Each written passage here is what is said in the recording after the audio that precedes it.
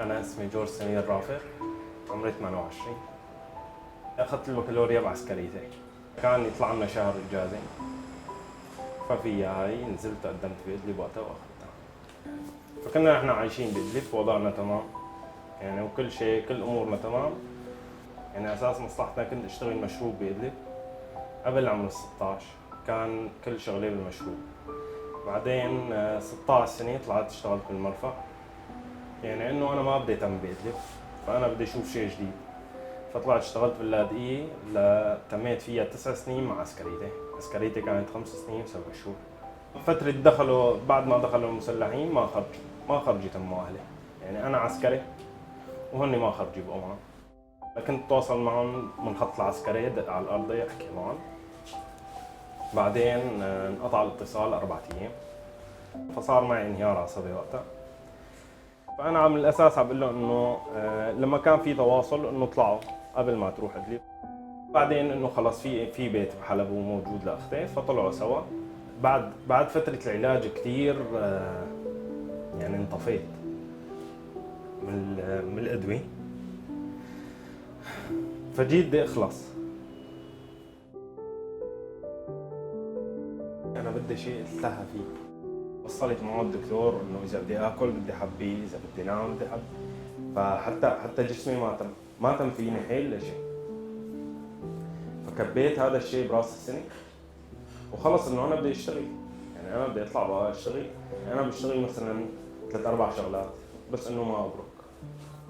يعني بعد ما اجاني المشروع طلعت بركت انا ووالدي ووالدتي، بركنا سوا، اخذنا بيت استاجرناه وبركنا فيه. فهو منه شغل إلي ومنه سكن، يعني منه هو استقرار إنه ومنه سكن إنه. أنا من زمان كثير حابب أفتح معمل من لما كنت أشتغل، فإنه يعني الشغل بجوز عطيته بجوز واحد كأنه معمل، يعني المحل اللي كنت أشتغل فيه. ف يعني مشي حالي، يعني طلعت تميت شي سنة تقريبا اشتغل بهذاك المعمل.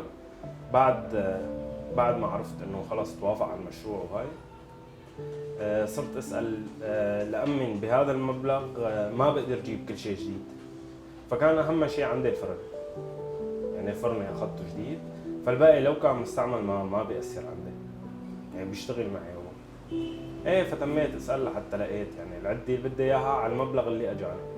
في الصيجان، فرن خفاقه، والطاوله. في ثلاجه براهم ما بتنحط عندي، فحطيتها برا.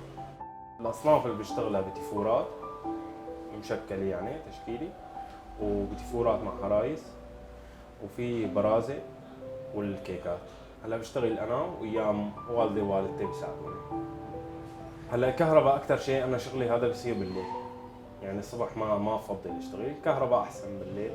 فبشتغل انه بظبط عجناتي الصبح او قبل بيوم، بجمدهم وبالليل ببلش فيهم. هلا فكرت بمحل بس ما عندي هلا الاستطاعة انه لهيك. شكرا لهم كثير كاريتاس بولندا، لانه بجوز عم يحققوا شيء هو ما خرج واحد يحققه بقى هلا.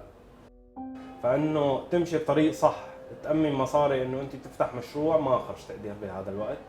فشكرا كثير انه امنوا لنا شيء نقدر نستند عليه.